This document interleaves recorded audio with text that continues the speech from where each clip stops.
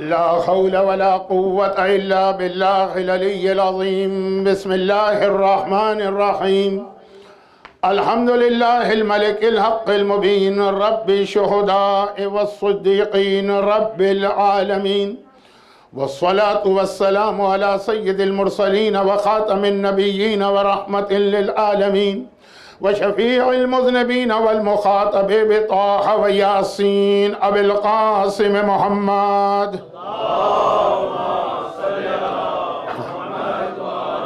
وآله الطيبين الطاهرين المعصومين الذين أذهب الله عنهم الرجس وطهرهم تطهيرا.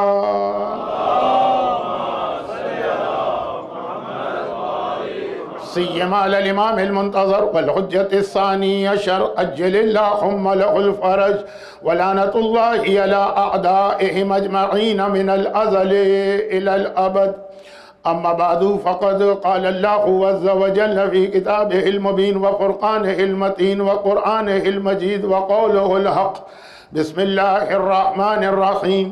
ألف لام ميم حسب الناس أن يتركوا أن يقولوا آمنا وهم لا يفتنون ولقد فتنا الذين من قبلهم فليعلمن الله الذين صدقوا وليعلمن الكاذبين.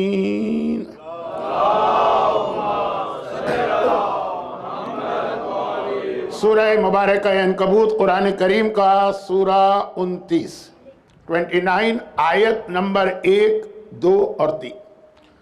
چونکہ آج کی یہ مجلس ایک خاص مناسبت سے ہے، یعنی ہمارے 8ویں امام، امام ضامن، امام سامن علی ابن موسیٰ الرضا علیہ الصلاۃ والسلام،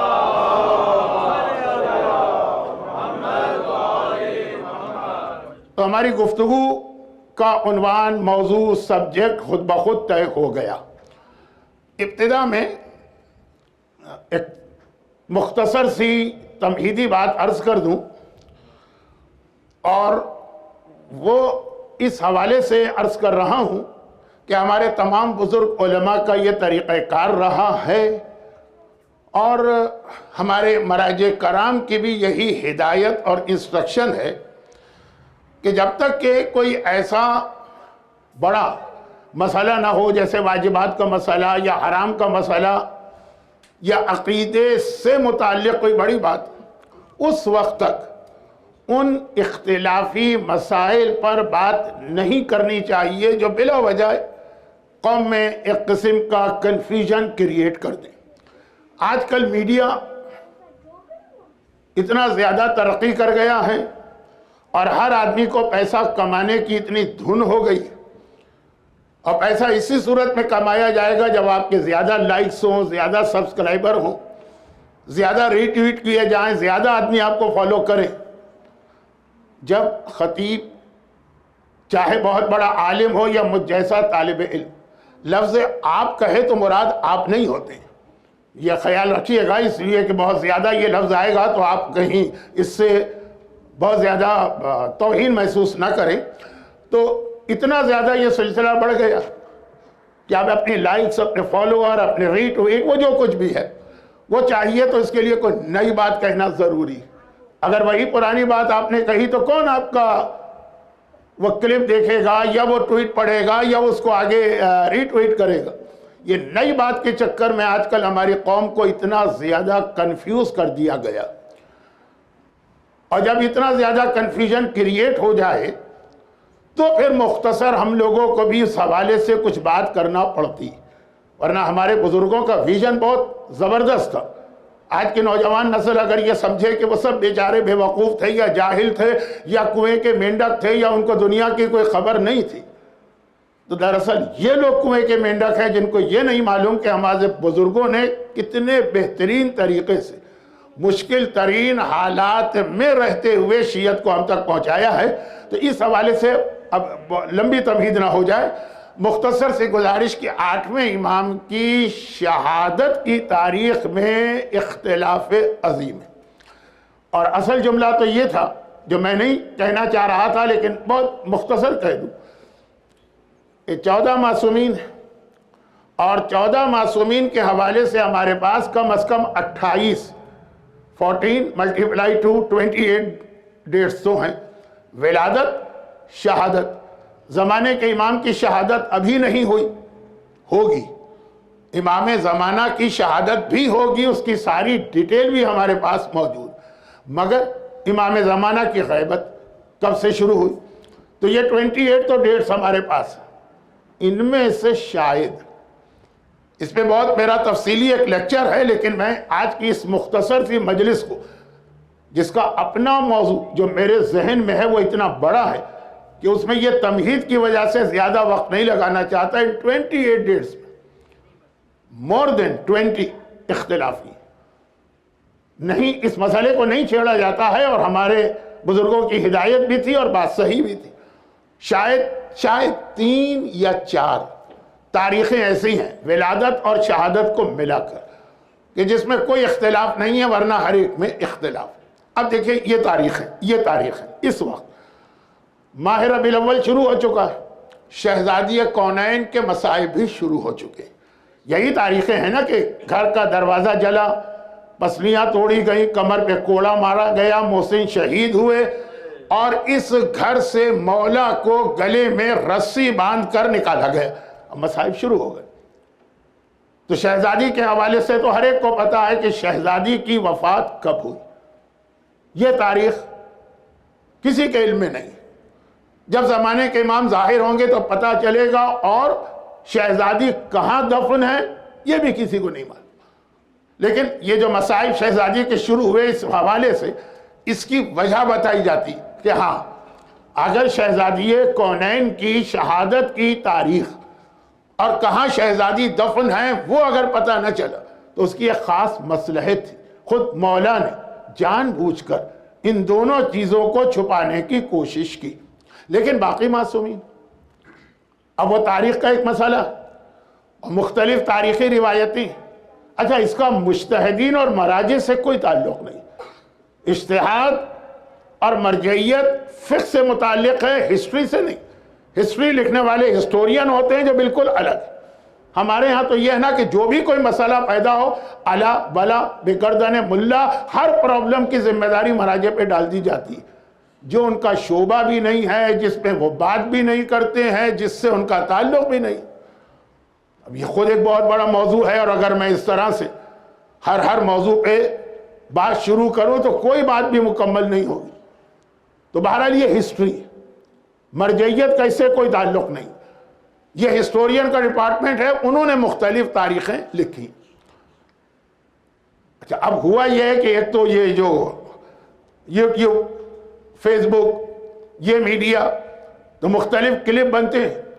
دنیا کے مختلف علاقوں میں جب تک الگ الگ تھے، وہ سب ایک دوسرے سے آئسولیٹ تھے. انڈیا میں کوئی تاریخ، پاکستان میں کوئی تاریخ، ایران میں کوئی تاریخ، عراق میں کوئی تاریخ، ایک دوسرے سے کوئی اتنا کانٹیکٹ نہیں ہوتا تھا. لیکن اب چونکہ ساری دنیا قریب آ گئی ہے، گلوبل ولیج بن گئی ہے. ویسٹرن کنٹریز میں تو ایک ہی شہر میں عراقی بھی آتے ہیں، ایرانی بھی آتے ہیں، سعودی بھی آتے ہیں، سعودی شیعہ، ہندوستانی بھی ہوتے ہیں، پاکستانی بھی، ہر ایک اپنی ڈیٹ لے کے آتا ہے. ایک شہر میں مختلف امام باڑوں میں یہ کنفیوژن کریٹ ہو جاتا. اور پھر کربلا معلیٰ کی جو زیارت ہوتی ہے، کربلا کی تاریخیں، معصومین کی ولادت، شہادت بالکل الگ ہے. 8ویں امام کی شہادت کی تاریخ میں بہت زیادہ اختلاف ہے، اور اس کے ساتھ ساتھ ایک دوسرا اختلاف بھی ہے. 8ویں امام کی شہادت کی 3 تو بہت ہی مشہور تاریخیں ہمارے پاس موجود ہیں. مشہور ایک ہے 23 ذی القعدہ. اچھا، 8ویں امام کی ولادت تو ہر ایک کو پتا ہے کہ 11 ذی القعدہ کو ہوئی، یعنی اسلامک کیلنڈر کا 11واں مہینہ، اس کی 11 تاریخ. اسی مہینے میں 23 کو 8ویں کی شہادت ہے. ہندوستان اور پاکستان میں جو کیلنڈر چھپتے ہیں، جو جنتریاں ہیں، اس میں آپ کو وہی ڈیٹ ملے گی. لیکن مشہد مقدس میں جہاں 8ویں امام کا اپنا روضہ، وہاں پہ 29 صفر شہادت کی تاریخ منائی جاتی ہے. بہت بڑی مخصوصی. 40 میں کربلا کی مخصوصی جو ہے، اگر آپ مشہد میں 29 صفر کو جائیں تو وہ آپ کو منظر ریپیٹ ہوتا نظر آئے گا. تو اب خود امام کے روضے پہ یہ شہادت اتنی بڑی مخصوصی کے ساتھ منائی جائے تو یہ تاریخ بھی مشہور ہو گئی. اور بہت سی جگہوں پہ اسٹل 17 صفر، چہلم 40 سے 3 دن پہلے۔ اور میں نے عرض کیا کہ یہ تو 3 مشہور تاریخیں، اس کے علاوہ بھی غالباً چھٹے امام کے علاوہ اور کسی امام معصوم کی شہادت کی 3 روایتیں نہیں ہیں، 2 تو ہیں، مگر ایک چھٹے امام کی شہادت کی 3 تاریخیں اور ایک 8ویں۔ آج کی مجلس چونکہ 8ویں امام کی مناسبت سے، تو یہ مختصر گزارش کی۔ اب اس سے ریلیٹڈ ایک بات اور اس میں تو بعض علماء کا ایک چیلنج بھی ہے، لیکن وہ آپ کے سامنے بیان کرنا مناسب نہیں۔ جناب معصومہ قم کی وفات، اچھا وہ تاریخ تو چھوڑی، ہمارے بعض علماء کا بلکہ مراجع کا چیلنج ہے کہ صحیح تاریخ وفات کوئی دکھا دے ہم کو، وہ چھوڑیے، وہ آپ کا مسئلہ نہیں۔ لیکن ایک بہت بڑا اختلاف یہ کہ معصومہ قم کی وفات 8ویں امام کے بعد ہوئی، جس کی وجہ سے میں آج مصائب اسی انداز کے پڑھوں گا، اسی روایت کو مانتے ہوئے، یا نہیں، معصومہ قم کی وفات پہلے ہوئی تھی، 8ویں امام کی شہادت بعد میں، جو آج کل بہت ہی زیادہ پاپولر نظریہ، یہ ذہن میں رکھیے گا۔ اچھا بعض باتیں اس لیے مجھے کہنا پڑتی کہ اگر میں نہ کہوں تو اعتراض کرنے والے فوراً اعتراض کر دیتے کہ یہ ممبر پہ گئے، ان کو یہ بھی نہیں پتا کہ معصومہ قم کی وفات پہلے ہوئی یا 8ویں امام کی شہادت بعد میں ہوئی، کیونکہ میں مصائب جو پڑھوں گا وہ تو اس ترتیب سے پڑھوں گا کہ 8ویں کی شہادت ہوئی، وہ خبر جب بہن کو ملی تو بہن کی وفات ہوئی۔ لیکن زیادہ تر علماء کا رجحان سیکوینس الٹی، مصائب جس طرح پڑھے جائیں گے، میں صرف اس لیے کہ اس پہ کوئی بہت زیادہ اعتراض نہ ہو۔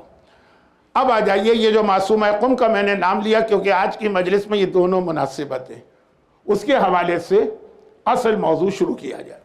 قرآن کریم کی جس آیت کی میں نے تلاوت کی ہے، الف لام میم احسب الناس، اس پہ ابھی مجھے یاد نہیں ہے، ابھی میں پورا اشرہ پڑھ کے آ رہا ہوں۔ ابھی 2 مہینے 8 دن میں اتنی مختلف جگہوں پہ جانے کا موقع ملتا ہے کہ وہ ساری چیزیں ذہن میں مکس اپ ہو جاتی ہیں، لیکن پورا اشرہ 10 دن آپ کے لیے صرف 10 منٹ، شاید یہ بھی نہیں، اس سے بھی کم۔ پھر اصل موضوع، یہ آیت سورہ عنکبوت کی ہے۔ سورہ عنکبوت قرآن کریم کا وہ سورہ جو ہر سال شب قدر میں ہم کو پڑھوا کر یہ میسج دیا جاتا ہے کہ اس میں کوئی ایسا پیغام ہے جو اللہ چاہتا ہے ہر سال تمہاری میموری میں ریفریش ہوتا رہے۔ دیکھیے اگر یہ شب قدر کے اعمال میں نہ ہوتا نا تو کوئی مومن الگ سے یہ سورہ نہیں پڑھتا۔ ہاں جن کی عادت ہے کہ روزانہ وہ تلاوت قرآن تھوڑا تھوڑا کر کے قرآن ختم کرتے ہیں، اسی کے اندر پھر سورہ عنکبوت بھی آ جاتا باقی 113 سوروں کی طرح سے۔ لیکن جیسے سورہ یاسین الگ سے پڑھتے ہیں، جیسے سورہ ملک الگ سے پڑھتے ہیں، جیسے سورہ دہر الگ سے پڑھتے ہیں، سورہ عنکبوت کوئی الگ سے نہیں پڑھتا، نہ پڑھ رہا ہے آج کل۔ صرف اعمال شب قدر میں یہ سورہ آ گیا 23 رمضان کو تو پڑھا جاتا ہے، اور ہر سال اس کی پہلی آیت تو الف لام میم، اس کے بعد قرآن ایک پیغام دے رہا ہے۔ اور وہ پیغام دینے سے پہلے ایک لفظ اپنا استعمال کروں کہ جتنے لوگ اپنے آپ کو مومن کہہ رہے ہیں، چاہے مرد ہوں چاہے عورتیں، قرآن ان کو 2 کیٹیگریز میں تقسیم کر رہا، میں نہیں، قرآن 2 کیٹیگریز میں تقسیم کر رہا ہے۔ کون سے کیٹیگری کا؟ ایک سچا مومن، ایک جھوٹا مومن۔ یہ لفظ ہے جھوٹا مومن قرآن کا لفظ ہے، اور یہ کن کو قرآن کہہ رہا ہے؟ جو اپنے آپ کو مومن کہہ رہے ہیں، جو اپنے آپ کو مومن کہہ ہی نہیں رہا ہے، کوئی کافر ہو، کوئی مشرک ہو، کوئی بت پرست ہو، کوئی ایتھسٹ ہو، کوئی عام مسلمان ہو، کوئی منافق ہو، جو اپنے آپ کو مومن کہہ ہی نہیں رہا۔ یہ آیت اس کے لیے ہے ہی نہیں، فرعون کے لیے آیت نہیں ہے، نمرود کے لیے آیت نہیں، آیت ہے ان لوگوں کے لیے جو کہتے ہیں ہم مومن۔ اب قرآن کا پیغام سنیں، بہت ہی سمپل الفاظ اور بہت ہی سمپل ریفرنس۔ سورہ 29 آیت نمبر 2 اور 3، احسب الناس ان یترکوا ان یقولوا آمنا، کیا لوگوں نے یہ خیال کر لیا ہے کہ وہ زبان سے اپنے آپ کو مومن کہیں گے؟ زبان سے کہیں گے کہ ہم مومن ہیں۔ ہمارے لکھنؤ کی عورتیں کیا کہتی ہیں کہ للو چلا دیں گے کہ جی ہم مومن ہیں تو چل جائے گا۔ ان یترکوا، ان کو یہ چھوڑ دیا جائے گا۔ ان یقولوا آمنا، اتنا کہنے پر کہ ہم مومن، وَهُمْ لَا يُفْتَنُونَ، اور کیا اللہ ان کا امتحان نہیں لے گا؟ How it's possible؟ پھر فوراً قرآن نے کہا وَلَقَدْ فَتَنَّ الَّذِينَ مِن قَبْلِهِمْ، تم کیا ہو؟ تم سے پہلے بھی جس نے اپنے آپ کو مومن کہا، پہلے اللہ نے ان کا امتحان لیا، ایک آزمائش، ایک ٹرائل۔ فَلَيَعْلَمَنَّ الَّذِينَ صَدَقُوا، تاکہ اللہ کو پتا چلے کہ ان میں سچا مومن کون ہے، وَلَيَعْلَمَنَّ الْكَاذِبِينَ، اور کاذب مومن کون ہے، جھوٹا مومن۔ مومنوں کی دو کیٹیگری کر دی، دونوں اپنے آپ کو مومن کہہ رہے ہیں۔ قرآن نے کہا کہ یہ فرق کیسے پتا چلے گا؟ کوئی چیز بھی اگر سچی اور جھوٹی ہو جائے تو پھر اس کا ایک کرائیٹیریا ہوتا ہے نا، کہیں لیبارٹری ٹیسٹ ہوتا ہے، سونار کے پاس ایک کسوٹی ہوتی ہے۔ آج کل انٹرنیٹ پہ کچھ ہیں ایسی ویب سائٹ جو یہ بتاتی ہیں کہ فیک نیوز کون سی ہے، سچی نیوز کون سی ہے، سب چل رہا ہے سلسلہ، کیونکہ یہ کامن سینس اور عقل کی بات کہ جب معاشرے میں، سوسائٹی میں ایک سچی چیز آ جائے، ایک جھوٹی چیز آ جائے، ایک ایکچوئل چیز آ جائے، دو نمبر کا مال آ جائے، یہ میں کراچی کا لفظ استعمال کر رہا ہوں، تو پہچاننے کا کوئی نہ کوئی طریقہ ہوتا ہے۔ قرآن نے کا امتحان، اور یہ آیت آپ کو معلوم ہے کہ کب نازل ہوئی؟ ہر ایک کو معلوم ہوگی، جب مکے کے کافروں نے مسلمانوں پر ٹارچر حد سے زیادہ بڑھا دیا۔ ربیع الاول کا مہینہ، پیغمبر کی ولادت اس مہینے میں ہوئی، 2 دن پہلے پیغمبر کی وفات ہوئی، پہلی ربیع الاول کو پیغمبر نے مکہ چھوڑ کے ہجرت کی، 12 ربیع الاول کو پیغمبر قبا کی بستی میں پہنچے۔ یہ ساری تاریخیں اسلام کی ارلی ہسٹری سے ریلیٹڈ ہے۔ تو یہ 10 منٹ، میں نے کہا تھا 10 منٹ لوں گا اس آیت پر، جس آیت پر میں 10 دن مجلسیں پڑھ کے آ رہا ہوں۔ خیر، تو اب قرآن کہہ رہا ہے کہ امتحان۔ آیت کب نازل ہوئی؟ جب پیغمبر نے پیغام دیا، قولوا لا الہ الا اللہ، کلمہ پڑھو تفلحوا، نجات پاؤ گے۔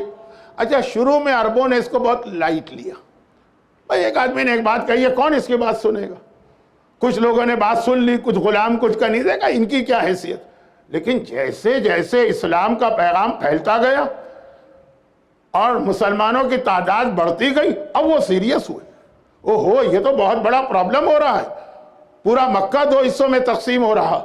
چنانچہ اب ٹارچر شروع ہوئے، اور 5 سال کے بعد اتنے زیادہ ٹارچر، مخلص، سارے مخلص مسلمان پیغمبر کے بعد روتے ہوئے آئے کہ یا رسول اللہ، ہم نے کلمہ پڑھا، یہ کب تک یہ ظلم کا سلسلہ رہے گا؟ کون آیا؟ اب بلال آئے جن کے سینے پر پتھر رکھ کے توڑا جاتا، عمار یاسر آئے جن کی ماں سمیہ کو زمین پر میخوں سے گاڑ کر کوڑے برسائے جاتے، خباب ابن عرط آئے جن کا تذکرہ مولا نے نہج البلاغہ کے آخر میں کیا ہے، جن کی کمر کو یا پیٹھ کو آگ کی لوہے کی سلاخوں کو آگ میں گرم کر کے ان کی پیٹھ کو داغا جاتا ہے روز، 1 دن 2 دن کی بات نہیں۔ یا رسول اللہ، پیغمبر کو پہلے تو جلال آ گئے، جن پر نئے ان مسلمانوں پر جو ٹارچر کے ماحول میں، ہم تو آرام والے، بیٹھے بٹھائے اسلام مل گیا، اچھے مکان مل گئے، اچھی گاڑیاں مل گئیں، بیویاں مل گئیں، شوہر مل گئے، جاب مل گئے، تعلیم مل گئی، اور پھر بھی ہمیں دین بہت مشکل لگتا ہے۔ وہ مومنہ سے کہو حجاب کرو، اوہو اسلام اتنا مشکل ہے۔ نوجوان سے کہو کہ یہ مثلا یہ گانا بجانا، میوزک حرام ہے، اتنا مشکل ہے اسلام۔ مردوں سے کہو کہ مکس گیدرنگ میں جانا گناہ کبیرہ، اتنا مشکل اسلام۔ وہ کوڑے کھا رہے ہیں، ان کی کمر لوہے کی سلاخوں سے داغی جا رہی ہے، ان عورتوں کو زمین پہ لٹا کے کوڑے برسائے جا رہے ہیں۔ اب پیغمبر جلال میں آ گئے، کہا کہ ابھی تو تم نے کوئی ٹارچر برداشت ہی نہیں کیا ہے، تم سے پہلے کی جو امتیں تھی ٹارچر تو ان پر آیا تھا۔ پھر جناب زکریا کا خاص طور پہ نام لیا، جو ڈمسکس کے قریب حلب شہر میں ان کی قبر، کہا ان کو معلوم ہے کس طرح آری کے ذریعے سے کاٹا گیا، جیسے ہم لکڑی کو کاٹتے ہیں، اور 2 ٹکڑے کیا۔ اور پھر قرآن کی آیت نازل ہوئی کہ کیا تم نے اتنا آسان سمجھ لیا کہ زبان سے کہو گے کہ ہم مومن ہیں، اللہ مان لے گا، امتحان لے گا؟ پھر خالی یہ نہیں بتایا امتحان لے گا، یہ بھی بتا دیا کہ اس امتحان کے پیپر کیا ہوں گے۔ وَلَنَبْلُوَنَّكُمْ بِشَيْءٍ مِّنَ الْخَوْفِ وَالْجُوعِ وَنَقْصٍ مِّنَ الْأَمْوَالِ وَالْأَنفُسِ وَالثَّمَرَاتِ، پورا امتحان بھی بتا دی۔ کسی کو بھوک کا امتحان دینا ہے، دنیا میں ہیں ایسے غریب علاقے، آپ میں سے بھی بہت سے ہوں گے جو ہندوستان اور پاکستان چھوڑ کے اس لیے یہاں پر آئے کہ جی وہاں غربت بہت ہے، وہاں پہ اچھے جاب نہیں مل رہے، یہاں پہ ہر سہولت ملے گی۔ خوف کچھ ایسے بھی ہوں گے کہ جو وہاں دشمنان اہل بیت کا ٹارگٹ ہوں گے اپنی جان اور اپنے گھر والوں کی جان بچانے کے لیے، یہ بھی ایک امتحان۔ وَنَقْصٍ مِّنَ الْأَمْوَالِ، اب یہ ایک امتحان۔ اچھا اب یہاں تک بات ہوگی، اب اس پر میں نے تفصیل بتائی تو ایک اشرہ ہو گیا جس کی آج کی مجلس میں گنجائش نہیں۔ آج کی مجلس میں یہ آیت کیوں تلاوت کی گئی؟ گرچہ یہ خود اپنی جگہ ایک کمپلیٹ میسیج ہے، مگر میں نے اس لیے یہ آیت تلاوت نہیں کی، بلکہ اس لیے تلاوت کی ہے کہ یہ جو اسلام نے پیغام دیا، یہ پیغام خالی ہمارے اور آپ کے لیے نہیں ہے، سب سے پہلے یہ پیغام خود معصومین کے لیے۔ نعوذ باللہ یہ مطلب نہیں ہے کہ قرآن کہہ رہا ہے کہ وہ اپنی زبان سے مومن کہہ رہے ہیں تو غلط ہے، وہ مومن نہیں ہے، وہ سب امیر المومنین ہے، لیکن اسلام نے کہا کہ پہلے تو ہم نے ان کا بھی امتحان لیا، اور ہر امام نے یہ امتحان دیا۔ ابھی جو آیت میں نے تلاوت کی ہے، یہ آیت آپ کو یاد ہوگا شام غریبہ میں پڑھی جاتی ہے، وَلَنَبْلَوَنَّكُمْ بِشَيْءٍ مِّنَ الْخَوْفِ وَالْجُوعِ وَنَقْصٍ مِّنَ الْأَمْوَالِ وَالْأَنفُسِ وَالثَّمَرَاتِ وَبَشِّرِ الصَّابِرِينَ الَّذِينَ إِذَا أَصَابَتْهُمْ مُصِیبَۃٌ قَالُوا إِنَّا لِلَّهِ وَإِنَّا إِلَیہِ رَاجِعُونَ، شام غریبہ میں، یعنی آقا حسین کے لیے یہ آیت پہلے۔ ہر امام نے امتحان دیا، مگر ہمارے 8ویں امام کا امتحان بڑا عجیب امتحان تھا۔ 8ویں امام کے امتحان کو تھوڑا سا ہم اس جملے سے سمجھ سکتے ہیں، پورا نہیں، تھوڑا سا۔ جو میسج فلم میں فتح مکہ کا ایک سین دکھایا گیا اور ابو سفیان کا ایک جملہ ہے کہ ہم نے ساری زندگی مسلمانوں سے جنگ کی ہے، پھر بھی آج مسلمان مکے میں فاتحانہ شان سے وکٹوریس داخل ہو رہے ہیں، ہماری ساری سازشیں، ساری جنگیں ناکام ہو گئی نا۔ تو کیا تھا اس کا جملہ میسج فلم میں یہ توقع نہیں کروں گا کہ آپ کو فلموں کے ڈائیلاگ یاد ہوں، ہندوستانی فلموں کے ڈائیلاگ لوگوں کو یاد ہوتے ہیں، اسلامی فلموں کے کہاں یاد ہوں گے، لیکن اس کا جملہ کیا تھا کہ اب اگر اسلام کو نقصان پہنچانا ہے، لیٹس جوائن دیم، اب ان میں شامل ہو جاؤ۔ ابھی تک ہم نے باہر سے حملے کیے تھے، بدر میں ناکام، احد میں ناکام، خندق میں ناکام، خیبر میں خود کفار مکہ نہیں تھے لیکن خیبر کے یہودیوں کے ساتھ مل کے اسلام کے خلاف سازشیں کا سب ناکام۔ اب لیٹس جوائن دیم، ان کے درمیان آ جاؤ، ان جیسے بن جاؤ، اور پھر جتنا نقصان اسلام کو پہنچانا ہے پہنچاؤ۔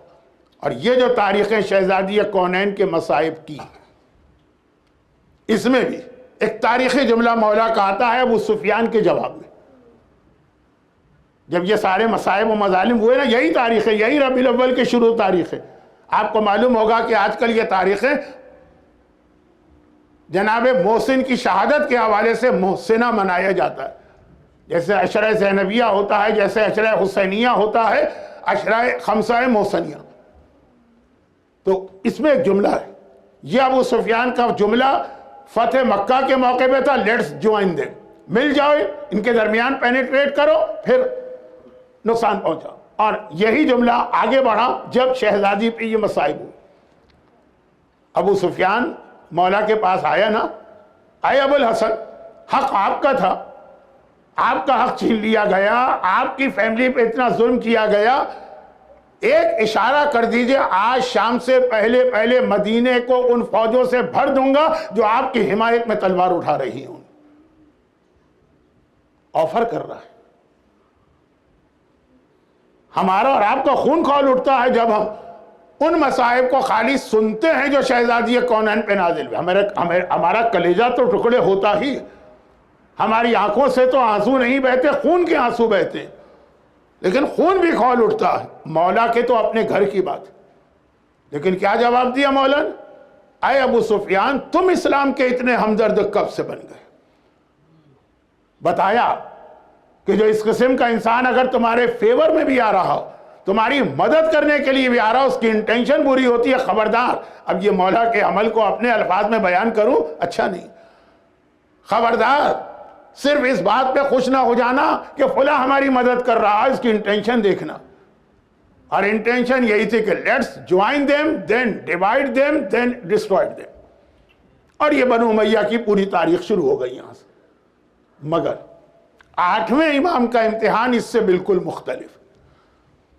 8ویں امام جس دن امامت شروع ہوئی اس دن بھی ایک عجیب امتحان ہوا، اور جس دن امامت کا سلسلہ آگے بڑھا یعنی ان کے گھر میں نواں امام پیدا ہوا، 8ویں کی ایج 45 ہو گئی تھی، اولاد نہیں تھی. اس زمانے کے اعتبار سے عام آدمی کے لیے بھی بہت ان یوزول چیز تھی کہ 45 سال کا ہو جائے اور اولاد نہ ہو. اور اہل بیت کے گھرانے میں تو یہ اور زیادہ عجیب بات تھی، کیونکہ اِنَّا أَعْطَيْنَاكَ الْكَوْثَرَ، اللہ کا وعدہ تھا کہ ان کو نسل کثیر عطا کریں گے. تو 45 سال کے ہو گئے، اولاد نہیں.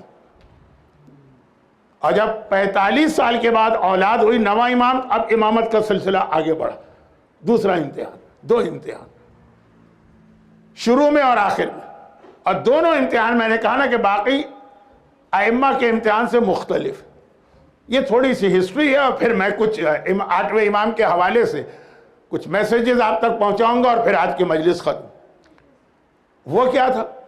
وہ یہ تھا کہ خاندان بنو امیہ نے لیٹس جوائن دیم کا نعرہ لگا کر اہل بیت پہ سارے مظالم ڈھائے، لیکن کیا نتیجہ نکلا؟ اب یہ کربلا بنو امیہ ہے، چوتھے امام کی شہادت بنو امیہ، یہ حجاج ابن یوسف کے مظالم بنو امیہ، یہ زیاد ابن زیاد کا باپ جو اس سے بڑا ظالم تھا سوائے اس کے کہ ابن زیاد نے وہ ایک ظلم کیا لیکن اتنا بڑا تھا کہ کائنات کا سب سے بڑا ظلم بن گیا، ورنہ اصل تو اس کا باپ ہے زیاد. یہ سارے مظالم تھے. جب چھٹے امام کے بعد، چھٹے امام تک نہیں، ان کے بعد زمانہ آیا، اب لیٹس جوائن دیم کو چینج کیا گیا. اب کہا کہ خود ان کی فیملی میں پینیٹریٹ کرو اور فیملی پرابلم کریٹ کرو. یعنی اگر آج شیعت پر باہر سے حملے ہوتے آئے ہیں آج تک، تو شیعت سروائیو بھی کر گئی ہے، اسٹرانگ بھی ہو گئی. ہمارے دشمن بھی کبھی حیران ہوتے ہیں کہ عجیب قوم ہے، ان کی گردنیں کاٹتے ہیں، ان کا خون بہاتے ہیں، ان کے لاشیں گراتے ہیں، ان کے جوان بچوں کے لاشیں اٹھتے ہیں، ان کے بزنس تباہ کرتے ہیں، ان کی پوری پری بستیوں کو آگ لگا دیتے ہیں. یہ ختم ہی نہیں ہو رہے، بڑھتے ہی جا رہے ہیں، طاقتوری ہوتے جا رہے ہیں. تو اب وہی طریقہ اختیار کیا جو 8ویں امام کے زمانے میں تھا، یعنی خود ان کے درمیان اتنے ڈیفرنسز پیدا کر دو کہ باہر سے دشمن کو حملے کی ضرورت نہ پڑے، یہ خود ہی لڑ مڑ کے ختم ہو جائے. یہ اس کو گمراہ کہے، وہ اس کو گمراہ کہے، کون؟ مومنین آپس میں. یہ اس پہ لعنت کرے، وہ اس پہ لعنت کرے، یہ اس کو کافر قرار دے، وہ اس کو کافر قرار دے. اور یہ وہ امتحان تھا جو 8ویں امام کے زمانے میں فل فلیج ہوا. تھوڑا سا 7ویں امام کے زمانے میں بھی شروع ہوا، لیکن خاص 8ویں میں. اب امامت کے شروع میں ایک امتحان ہوا، اس کو اگر میں ذرا سا شارٹ کر کے بتاؤں تو مجھے ڈر لگ رہا ہے کہ آج کل جو ہمارے درمیان ایک لابی بنائی گئی ہے اینٹی مرجعیت، اس کو طاقت مل جائے گی. اور اگر بالکل اگنور کروں تو یہ جو اتنا بڑا ایک امتحان 8ویں امام کا ہے، اس کا ذکر رہ جائے گا. 7ویں امام 14 سال قید میں رہے. تو اچھا، قید میں رہے تو کیا مطلب ہے؟ اکثر لوگوں کو میں نے دیکھا، لوگوں سے مطلب مومنین، وہ سمجھتے ہیں کہ 7ویں امام کی ساری زندگی قید خانے میں گزری. 7ویں امام 34 ایئرز امام رہے. امامت ایج کی بات نہیں کر رہا ہوں، ایج تو اور بھی زیادہ ہے، 30. اس میں 20 سال آزاد تھے، 14 سال جیل میں تھے. 14 سال بہت بڑی مدت ہے، میں یہ نہیں کہہ رہا ہوں کہ وہ کوئی مدت نہیں، لیکن اس سے زیادہ امام آزادی میں رہے. اور اس دوران امام نے پورا وہ جو ایک نیٹ ورک ہوتا ہے امامت کا، امامت معجزے سے آگے نہیں بڑھتی، ایک نیٹ ورک ہوتا ہے. زمانے کا امام بھی اگر غیبت میں ہے تو ایک نیٹ ورک قائم کر کے غائب ہوا. تو 7ویں امام کا جو ایک نیٹ ورک تھا، یعنی وکیل، جو آج مرجع ہم کہتے ہیں، وہ بھی نائب امام ہے. 7ویں امام کے نائب مختلف شہروں میں تھے. ان سب کا کام یہ تھا کہ اپنے شہر کے علاقے کی ضروریات پوری کر کے خود سال میں ایک بار امام سے کانٹیکٹ کرے، مومن کو جانے کی ضرورت نہ پڑے. مسئلے ہیں، ان سے پوچھو، یہ امام تک پہنچائیں. کوئی تمہاری حاجت ہے، پرابلم ہے، کسی کو اولاد چاہیے، کسی کو صحت چاہیے، ان کے تھرو امام تک اپنا پرابلم پہنچاؤ. جو جا سکتا ہے مدینہ چلا جائے. لیکن اس زمانے کی جو ٹریولنگ کی پرابلم تھی، ہر آدمی نہیں جا سکتا تھا، تو امام نے ہر شہر میں ایک آدمی رکھا، خمس اپنا دینا ہے، ان کو دے دو، یہ ہم تک پہنچائیں۔ یہ پورا ایک نظام تھا۔ امام جیل میں چلے گئے 14 سال، اب نمائندے تو اسی طرح رہے نا۔ اب یہ 14 سال میں نمائندے بہت اسٹرانگ ہو گئے، کیونکہ اب ان کو ہر سال مدینہ جا کر 7ویں امام کو یہ سارے فنڈز نہیں دینا پڑتے تھے۔ امام کی انسٹرکشن ان کے پاس تھی کہ کہاں کہاں یہ خرچ ہوگا۔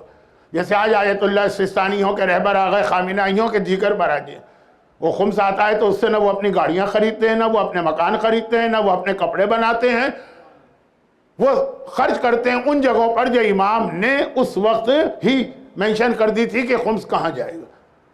یہ ہمارا اور آپ کا اپنا ایک سوچنے کا انداز ہے کہ 5 پاؤنڈ خمس دیں گے اور سمجھیں گے کہ مرجے کی پوری زندگی ہمارے 5 پاؤنڈ پہ گزر رہی ہے۔ وہ ایک پینی کو اپنے لیے استعمال کرنا جائز نہیں سمجھتے، جبکہ ان کا حق ہے۔ اب میں حالات ادھر بیان کرنے لگوں تو موضوع بدل جائے گا۔ آج کا موضوع 8ویں امام، تو وہ امام نے بتا دیا کہ یہ خمس جو آتا ہے کہاں کہاں خرچ ہوگا۔ تو وہ وکیل 14 سال میں ذرا سا انڈیپینڈنٹ ہو گئے اور بہت اسٹرانگ ہو گئے۔ 14 سال بعد جب 7ویں امام جیل میں شہید کر دیے گئے، 8ویں کی امامت شروع ہوئی۔ پہلا دن اب پہلا دن آئے، اب یہ سارے وکیل، اب ان کو 8ویں امام سے کانٹیکٹ کرنا، کیونکہ اب امام آزاد ہے، جو نیا امام۔ بہت مشکل ہو جاتا ہے ایک کرسی پر بیٹھنے کے بعد اس سے اترنا۔ آپ کے سامنے پاکستان کی پولیٹکس ہے، آپ کے سامنے دنیا کے کئی مسلمان ممالک ہیں جو ایک دفعہ تخت پہ آ کے بیٹھ گیا، دھکے دے دے کے اس کو اتارنا پڑتا، پھر بھی وہ تیار نہیں ہوتا اترنے پر۔ میں حکومتوں کی مثال نہیں دے رہا ہوں اس لیے کہ وہ تو ذرا سی آپ کے ریچ سے اونچی چیز ہے۔ سینٹرز، امام باڑے، آرگنائزیشن، اس میں جو ایک مرتبہ آ کے پوسٹ پہ بیٹھ گیا تو اب اس نے قیامت تک کے لیے اپنے نام اس کو لکھوا دیا۔ وہ نہیں تو اس کا بیٹا اچھا میں جرنلائز بات کر رہا ہوں، ایسا نہ ہو کہ کوئی خاص کوئی ایک ہی سینٹر ذہن میں آئے، نہیں۔ تو اب یہ ہے کہ اس کو کیا کہتے ہیں، کرسی کا نشہ، کرسی کا۔ ایک دفعہ بیٹھ گئے نہیں اترنا، تو وہ وکیل تو بہت اسٹرانگ ہو گئے تھے۔ 8ویں آ گئے، 8ویں نے کہا وہی سسٹم چلے گا کہ جتنا خمس آتا ہے ہم کو لا کے اطلاع دو گے، رپورٹ کرو گے، ہم جو بتائیں گے وہ سنا تقسیم ہوگا، جو 7ویں نے پہلے 20 سال جو سسٹم چلایا۔ اب وکیلوں نے کہا یہ تو مسئلہ ہو گیا، اب تک تو ہم بالکل آزاد تھے، 14 سال بہت بڑی مدت ہوتی ہے، ایک جنریشن چینج ہو جاتی، اب کیا کریں؟ اب انہوں نے کہا کہ ایک ہی طریقہ ہے کہ ان کو امام ہی نہ مانو۔ بھئی اگر ان کو امام مان لو گے تو پھر تو جو وہ انسٹرکشن دیں گے ماننا پڑے گی۔ کہہ دو ہم ان کو امام ہی نہیں مانتے۔ 8واں امام وہ امام ہے جس کی امامت کے پہلے دن اس کی امامت کا انکار ان لوگوں نے کیا جو ان کے بابا کی طرف سے اپوائنٹڈ ان کے نمائندے تھے۔ عام آدمیوں نے نہیں، کسی ظالم بادشاہ بنو عباس یا حشام یا عبد الملک یا ولید یا منصور یا ہارون نے نہیں، گھر کے آدمی نے۔ کبھی کبھار سم ٹائمز یہ ہوتا ہے کہ مرجع ہوتا ہے نا، اس کے وکیل کوئی غلطی کر جاتا ہے یا اس کا وکیل بگڑ جاتا ہے، تو ہم پورے مرجعیت کے سسٹم کو ختم کرنا چاہتے ہیں کلہاڑی اٹھا کے۔ اماموں کے زمانے میں جا کے دیکھیے جن کے نام لیے تھے 7ویں نے، یہ میرا وکیل ہے، وہ اتنا بگڑ گیا کہ اس نے ایک نہیں تقریباً آلموسٹ 90%، ہاں 10% ٹھیک تھے، انہوں نے 8ویں کی امامت کو نہیں مانا، کیونکہ امامت کو مانو گے تو ان کے انسٹرکشن کو فالو کرنا ہوگا۔ وہ ہماری جو آزادی تھی، فریڈم، وہ ختم ہو گئی۔ یہ 8ویں امام کا پہلا امتحان ہے کہ اپنے بابا کے مقرر کیے ہوئے نمائندوں سے 8ویں امام کو جنگ کرنا پڑی، جہاد۔ اچھا وہ کیسے، وہ جو وکیل تھے نا، وہ 8ویں کی امامت کو کیسے ڈینائی کریں گے؟ بعض اوقات عوام کے جذبات سے کھیلا جاتا ہے، دلیل میں کوئی جان نہیں ہوتی ہے، دلیل بالکل بیکار ہے، لیکن جذباتی دلیل ہوتی ہے نا تو لوگ اس کو قبول کر لیتے۔ جیسے اگر کوئی کہہ دے کہ مولا کی ولایت، نہ اس کے بغیر اسلام مکمل ہے، نہ اس کے بغیر قرآن مکمل ہے، نہ اس کے بغیر نماز قبول ہے، نہ اس کے بغیر حج قبول ہے، نہ اس کے بغیر روزہ قبول ہے، نہ اس کے بغیر کوئی واجب قبول، کچھ نہیں، نتھنگ۔ ولایت کی اہمیت، لیکن اتنی اہم ولایت ہے تو ایک سوال آپ سے کرتے ہیں وہ لوگ آ کے جب اتنی اہم ولایت ہے تو کیسے ہو سکتا ہے نماز جیسی اہم عبادت کے تشہد میں علی کی ولایت کا اعلان نہ ہو؟ مومن کہتا ہے بات تو صحیح کہہ رہا ہے. کتنے لوگ اس دلیل میں آ جاتے ہیں، دلیل میں قطعاً مثلا جو نماز کا طریقہ اس میں قطعاً یہ نہیں کہا گیا کہ ولایت علی کی کوئی اہمیت نہیں، ولایت علی کے بغیر نماز منہ بھی دے ماری جائے گی، مگر نماز میں شامل کرو. عام مومن جو ہے نا، ہاں دلیل اس کو ذرا جذباتی دلیل نا اچھی لگتی ہے، اپیلنگ. یہی انہوں نے کیا 8ویں امام کے زمانے میں، جنہوں نے ان کی امامت کا انکار کیا 7ویں تک امام کو مان کر. اور 7ویں کیا پڑھا انہوں نے؟ کیا کہا؟ بہت سمپل سی بات. یہ 8ویں کا بھی ایک واقعہ ہے جو میں کل پرسوں رات کو زینبیہ ریڈنگ میں پڑھ رہا تھا. اگرچہ یہ کہاں وہ کہاں، وہاں سے یہاں آنے میں اتنا تھک گیا کہ مجلس کی بھی طاقت نہیں ہے میرے اندر، اتنا لمبا فاصلہ. لیکن شاید کسی نے سن لیا ہو کبھی، اس لیے میں 8ویں کا نہیں، 8ویں کی امامت پہ جو اعتراض ہوا اس کی دلیل سنیے. کیا اعتراض ہوا؟ اب وکیلوں نے عام لوگوں سے کہا. اچھا عام لوگ جو ہے نا 14 سال تک ان وکیلوں کو دیکھنے کے عادی ہو گئے. 8واں تو ابھی امامت کا اعلان ہی نہیں ہوا، وہ امام ابھی 8ویں کی امامت شروع نہیں ہوئی، وہ پبلک کے سامنے تھے ہی نہیں. جو تھے وہ 7ویں کے مقرر کردہ وکیل تھے، یعنی جن کا نام لے کے 7ویں نے کہا تھا اصفہان والوں یہ میرا نمائندہ ہے، اس سے کانٹیکٹ کرو. مثلا کوفے والوں یہ میرا نمائندہ ہے، ان کو 7واں نام لے کے مقرر کر گیا تھا. تو ان کا تو ایک احترام تھا نا پبلک میں، اور 14 سال انہی سے کانٹیکٹ رہا. چنانچہ ان لوگوں نے کہا دیکھو عیسیٰ کا رتبہ بلند ہے کہ امام معصوم کا؟ ہمارا شیعت کا مسلمہ عقیدہ ہے کہ ہمارے 12 امام تمام انبیاء سے افضل ہیں بجز رسول خدا کے. تمام انبیاء سے افضل ہیں. 1,24,000 انبیاء میں سب ہمارے امام کے بعد اسٹیٹس میں آتے ہیں کہ رسول خدا کو چھوڑ کر. تو اب یہ کہا کہ عیسیٰ افضل ہیں کہ موسی کاظم؟ کہا 7ویں امام افضل ہیں. تو کہا جب عیسیٰ قید خانے میں تھے، وہ جو واقعہ ہے ایسٹر کا مجھ سے زیادہ جانتے ہیں، اور دشمن ان کو گرفتار کرنے گئے تو اللہ نے عیسیٰ کو مر جانے دیا کہ بچا لیا؟ کہا بچا لیا. قرآن نے ایک لفظ استعمال کیا ہے سورہ نساء میں، شبہ لہم. جو عیسیٰ کو گرفتار کرنے گئے تھے نا، وہ 12 ان کے حواریوں میں سے ایک نے پیسے لے کے رشوت لے کے عیسیٰ کا پتہ بتایا اور فوج گئی گرفتار کرنے، وہ رومن سپاہی. قرآن نے کہا کہ ان کو دھوکہ ہو گیا. کیا دھوکہ ہو گیا؟ اللہ نے عیسیٰ کو اٹھا لیا آسمان پر، اور ان کا جو سردار تھا اس کی شکل عیسیٰ جیسی بن گئی. تو اسی کو پکڑ کے لے آئے لوگ، اپنے سپاہی اپنے ہی سردار کو، اور سولی دے دی. ہمارے ہاں تو سولی کا نظریہ ہی نہیں ہے، لیکن کہہ رہا ہوں کہ اب کہا گیا کہ اللہ نے عیسیٰ کو بچا لیا، اور دشمن یہی سمجھتے رہے کہ ہم نے عیسیٰ کو موت دی. تو جو عیسیٰ سے افضل ہے یہ کیسے ہو سکتا ہے کہ اسے شہید کر دیا جائے اور اللہ خاموش بیٹھا رہے؟ اللہ نے 7ویں کو قید خانے سے اٹھا لیا تھا، اور ہارون ہی کے ایک سپاہی کی شکل 7ویں جیسی بن گئی تھی، اس کو شہید کر کے وہ سمجھے کہ ہم نے 7ویں کو شہید کر دیا. بات تو صحیح ہے. جب عیسیٰ کے لیے اللہ یہ سارا معجزہ دکھا سکتا ہے تو جو سردار عیسیٰ ہے. اچھا اب جب یہ بات سمجھ میں آ گئی لوگوں کی تو کہا اگر 7واں زندہ ہے تو 8ویں کی امامت شروع ہی نہیں ہو سکتی. بھئی ایک امام کی امامت ختم ہوگی تو نیکسٹ کی امامت شروع ہوگی.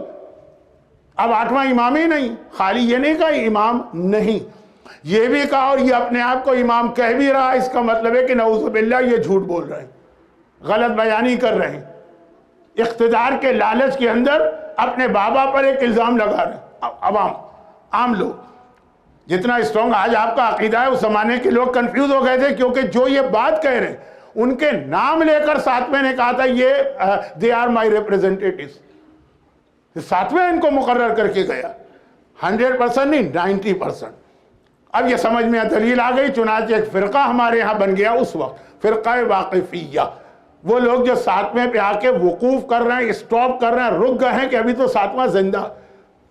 جب وہ مرے گا تو 8ویں کی باری آئے گی. تو اب یہ امتحان 8ویں کو دینا پڑ رہا کہ اپنے بابا کے ان نمائندوں سے جہاد بھی کرنا پڑ رہا ہے اور ان کی دلیلوں کو توڑنا بھی پڑ رہا ہے. جذباتی دلیلوں میں عوام شروع میں بات نہیں مانتے ہیں، ہاں تھوڑی دیر بعد سمجھ میں آتی ہے بات. یہ امتحان 8ویں کا ہوا. تمہارے اپنے گھر میں یعنی تمہارے بابا کے نیٹ ورک نے تمہاری مخالفت کی، لیکن سچی اور جھوٹی چیز کا فرق فوراً پتہ نہ چلے، کچھ عرصے کے بعد تو پتہ چل جاتا ہے، یہ ایک امتحان تھا۔ اب اگلا امتحان اس سے بھی سخت تھا، اس میں معصومہ قم کا اسٹینڈ ہمارے سامنے آتا ہے۔ اگلا امتحان کیا سخت تھا؟ وکیلوں کے ذریعے سے جو بنو عباس نے چکر چلایا تھا وہ تو فیل ہو گئے، شروع میں کامیاب رہا، کچھ عرصے کے بعد ناکام ہو گئے۔ پتہ چل گیا لوگوں کو یہ امام برحق ہے، کیونکہ امام خالی اپنے نام سے امام نہیں بنتا، اس کی کوالٹیز ہوتی، اس کی عصمت ہوتی ہے، اس کا علم ہوتا ہے، وہ سب چیزیں لوگوں نے دیکھ لی کہ یہاں ہیں۔ تو جو لوگ ادھر چلے گئے تھے واپس آ گئے۔ اب کیا کیا جائے؟ اب کہا کہ جو ان کی امیجیٹ فیملی ہے، لیٹس جوائن دیم۔ وہ تو اصحاب رسول میں شامل ہوا، ابو سفیان کہا جب ان کی اپنی امیجیٹ فیملی ہے انہیں امام کے خلاف کر دو۔ دیکھیے کربلا میں آپ کو حسین کا خاندان نظر آئے گا، سیسا پلائی ہوئی دیوار کی طرح حسین کے پیچھے کھڑے، جو آقا کہتے ماننا۔ لیکن ایک آٹھواں امام خود ان کے اپنے بھائی اور ان کی اپنی بہنیں ان کے خلاف ہوئے۔ پھر بات کہہ دوں، سب نہیں، معصومہ قم نے اسٹینڈ لیا۔ کن کے خلاف؟ اپنے بھائیوں اور اپنی بہنوں کے خلاف۔ کس کے فیور میں؟ آٹھویں کے فیور میں۔ کیوں معصومہ قم کی اتنی فضیلت سامنے آتی ہے؟ اس کا ون آف دا ریزن، اور وہ مسئلہ کیا تھا؟ شرم آتی ہے ایسے مسائل بیان کرتے ہوئے کیونکہ ذرا توہین لگتی ہے، لیکن تھوڑی بہت ہسٹری پتا ہو تاکہ آج آپ کو معلوم ہو جائے کہ یہ یوٹیوب پر اور واٹس ایپ کے گروپ کے اندر اور یہ فیس بک میں اور یہ ٹویٹر پر یہ طوفان بدتمیزی مچا ہوا ہے امنگ شیعاز۔ ہمارے دشمن ہم پر اتنا اعتراض نہیں کر رہے جتنا اپنے لوگ کر رہے ہیں، تو تھوڑا کچھ سمجھ میں آ جائے کہ یہ امتحان معصومین نے بھی اپنے زمانے میں دیے۔ اب جو دوسرا امتحان میں بتا رہا ہوں کہ بھئی یہ وکیل وغیرہ سب 7ویں کے مقرر کردہ تھے، اور نام لے کر، بھئی آج آغا سیستانی نائب امام ہے مگر امام نے ان کا نام لے کے نہیں مقرر کیا، کچھ کوالٹیز بتا دی کہ جس میں یہ پائی جائیں وہ میرا نائب، چاہے وہ رہبر آغا خامنائی ہوں، چاہے وہ آغا سیستانی ہوں، چاہے ان سے پہلے وہ آغا خوئی تھے، چاہے امام خمینی تھے، چاہے آغا بروجردی تھے، چاہے ابو الحسن اصفہانی، نام کسی کا نہیں، یہ کوالٹیز۔ لیکن وہ والے جو وکیل تھے ان کے نام لے کے 7ویں نے کہا تھا میرے وکیل ہیں، لیکن تھے تو بہرحال وہ خاندان کے باہر کے۔ اب سازش کا رخ موڑا، اور وہ اس طرح کہ جب 8ویں کی ایج ہو گئی 45 اور اولاد کوئی نہیں تھی، پھر ہو گئے 9ویں امام کی ولادت ہو گئی۔ بہت احتیاط سے ایک جملہ کہہ رہا ہوں کہ توہین امام نہ ہو جائے۔ 9ویں امام کی ولادت ہو گئی اور امام کا جو اسکن کلر وہ ذرا سا ڈیفرنٹ تھا خاندان بنی ہاشم کے اسکن کلر سے۔ بہت پھونک پھونک کے قدم آگے بڑھا رہا ہوں، یہ ہسٹری ہے ہماری۔ لیکن چونکہ آج کل جو ہمارے درمیان ڈیفرنسز پیدا ہو رہے ہیں اس کے لیے بتانا پڑ رہا۔ اب بنو عباس امام کے بھائیوں اور بہنوں سے کانٹیکٹ کرتے ہیں۔ ماشاءاللہ تمام معصومین میں سب سے زیادہ اولادیں 7ویں کی، منیمم 37 ہے، میکسیمم 62 یا 64۔ جس کے 14 سال قید میں گزرے ہیں اس امام کی بات کر رہا ہوں۔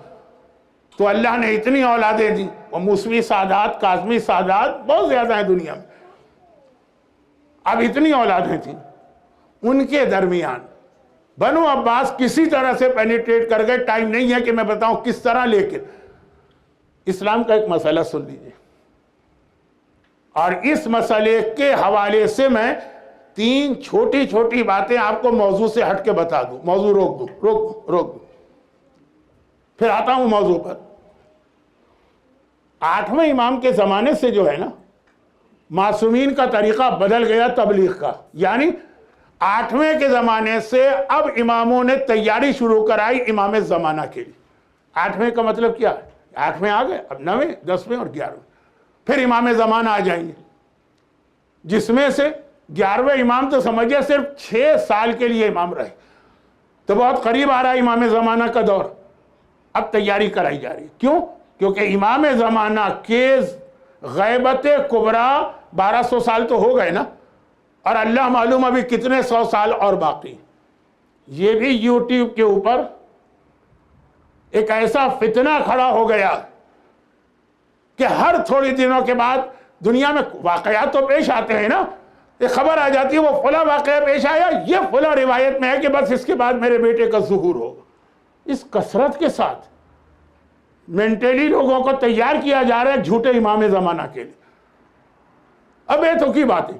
اچھا، ان میں کچھ لوگ ایسے ہیں جن کی نیت میں خرابی نہیں، ان کو یوٹیوب کے اوپر زیادہ اپنے مثلاً فالو یا سبسکرائبر یا لائک والے چاہیے، تو کوئی نئی بات کرو۔ بھائی اندازہ کریں کہ ایک چھوٹا سا گروپ، کتنے تھے؟ 5 6، ایک سب میرین میں بیٹھ کے ٹائٹینک کو دیکھنے کے لیے گئے، سب میرین سمندر میں بسٹ ہو گئی، وہ سب مر گئے۔ کہا جی ظہور امام کی نشانی پوری ہو گئی، اب امام آنے ہی والے۔ یہ اتنی بے تکی باتیں۔ اور یہ تھا کہ اس میں کچھ لوگ امام کی محبت میں تڑپ رہے ہیں کہ امام جلدی سے آ جائے، تو ہر روایت کو کسی طرح امام پہ ثابت کر رہے ہیں کہ یہ تو ظہور کی ایک نشانی ہے۔ ظہور کی نشانیاں ایک ایسا مظلوم ٹاپک ہے آج کل۔ ہر بچہ کچا، ہر نوجوان انٹرنیٹ پہ بیٹھا ہے اور ہر چیز کو نشانی بنا رہا۔ مجھے یاد ہے میری جوانی تھی،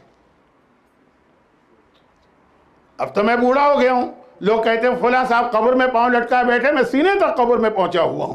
چلے مرنے سے پہلے ایک شرف مجھے اور ملا کہ امام کی خدمت مختلف ممبروں سے کی، آج اس MC کے ممبر سے بھی خدمت کا شرف ملا، میری لسٹ میں ایک نام اور بڑھ گیا جو قیامت میں فخر سے پیش کروں گا۔ تو لیکن اب بالکل آخری عمر ہے جوانی میں۔ مولانا کی صحت و سلامتی کے لیے بلند تر صلوات۔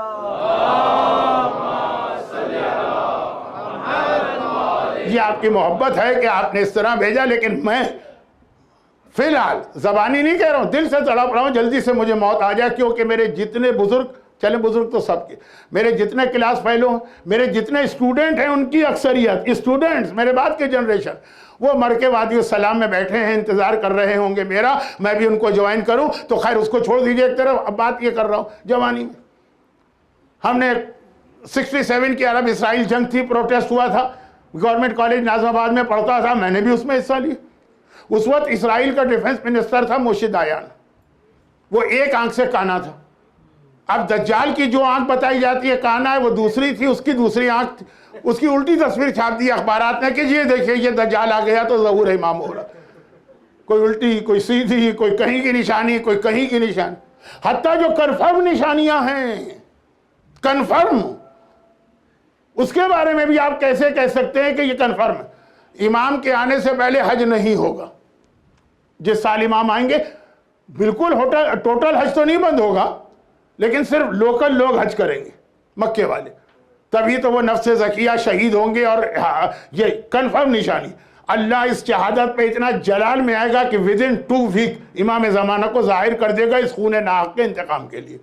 نفس زکیہ نام نہیں ہے، نہیں پتا یہ کون، نفس کے معنی انسان، زکی معنی پاک، ایک پاک پاکیزہ انسان مکے کے خانہ کعبہ کے صحن میں حجر اسود کے سامنے مظلومیت سے شہید کیا جائے گا، کنفرم نشانی۔ لیکن وہ اس لیے یہ واقعہ ہوگا کہ اس وقت حج والے بہت کم ہوں گے، صرف لوکل۔ اب کئی دفعہ دنیا کے حالات ایسے ہوئے کہ لگا کہ اس سال حج نہیں ہوگا، لوگوں نے کہا بس یہ نشانی پوری ہونے والی۔ بھائی 91 میں جب گلف وار ہوئی تب بھی حج لمیٹڈ، کووڈ کے درمیان حج لمیٹڈ۔ ارے ان کو کیا پتا کہ تاریخ میں 1000 سال پہلے کم سے کم 4 ایسے سال گزرے کہ حج بالکل ہی نہیں ہوا۔ اس وقت کے لوگوں نے کہا بس ظہور کی نشانی پوری ہو گئی، حج نہیں ہوا۔ مگر یہ کہاں لکھا ہے کہ کون سے نمبر کا حج بند ہوگا، 8ویں دفعہ کا کہ 12ویں دفعہ کا؟ اچھا یقینی نشانی ایک سن لیجئے، بغداد کی تباہی یقینی نشانی۔ اور اس کا بھی ایک بہت ہی ٹریجک واقعے سے تعلق ہے کہ جب منصور نے بغداد کو سادات کرام کے خون سے بنایا تو امام نے فرمایا کہ اس کا انتقام اللہ لے گا، جو شہر ہماری اولاد کے خون سے بن رہا ہے یہ تباہ ہوگا تب میرا بیٹا آئے گا۔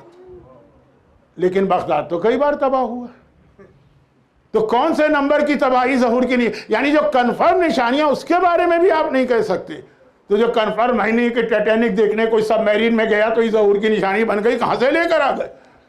اب یہ جو ہے نا، یہ اس میں کچھ لوگ بیچارے اپنی عقیدت میں کہ کسی طرح امام کا زمانہ قریب آ جائے وہ تڑپے جا رہے ہیں، اس لیے کچھ لوگ وہ اپنے یوٹیوب اور باقی جو فیس بک وغیرہ کے جو پیسے اس میں ڈالر آتے ہیں میں نے سنا، اس کے چکر میں کچھ لوگ ہمارے دشمن ہمارے جیسے بن کر ہمیں ایک جھوٹے امام کے لیے تیار کر رہے ہیں، نشانیوں کے بعد ایک جھوٹا امام بن کے آ جائے گا۔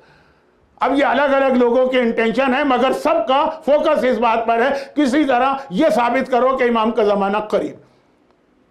اور اس وقت چھٹے امام نے کہا تھا کہ یاد رکھو حلق المستعجلون و نجس صابرون، جو میرے بیٹے کے ظہور میں جلدی کرے گا وہ ہلاک ہو جائے گا، جو صبر سے کام لے گا وہی نجات پائے گا۔